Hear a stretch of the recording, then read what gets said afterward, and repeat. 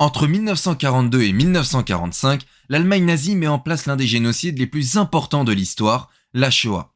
Cet événement tragique de la Seconde Guerre mondiale fait plus de 6 millions de victimes, en majorité juives. Dans cette vidéo, nous allons parler du terme de génocide, puisque ce terme historique est souvent mal utilisé. Nous allons donc voir ce qu'est un génocide. Le terme de génocide a été inventé par le juriste polonais Raphaël Lemkin en 1944. Ce terme est composé du préfixe grec génos, qui signifie race, et du suffixe latin cide, qui signifie tuer. L'ONU, donc l'Organisation des Nations Unies, définit un génocide de la manière suivante. Le génocide s'entend de l'un quelconque des actes ci-après, commis dans l'intention de détruire, en tout ou en partie, un groupe national, ethnique, racial ou religieux comme tel.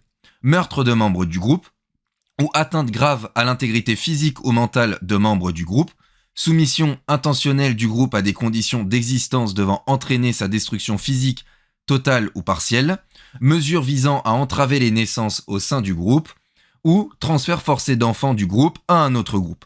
Un génocide, c'est donc la destruction d'un groupe d'humains pour sa simple raison d'exister, comme c'était le cas pour les Juifs durant la Seconde Guerre mondiale. Cependant, il y a une question qui se pose. Comment différencier un génocide et des massacres ?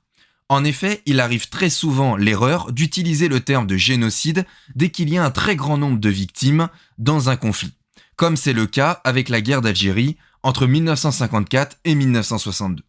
Or, un génocide ne se définit pas seulement avec le nombre de victimes.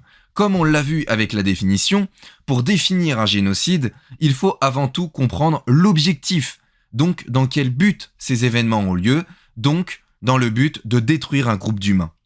Cependant, il y a une notion très importante qui ne rentre absolument pas dans la définition de génocide. C'est la notion de colonisation. En effet, un génocide n'a aucun but colonisateur. C'est donc l'une des manières de différencier des massacres de population et un génocide.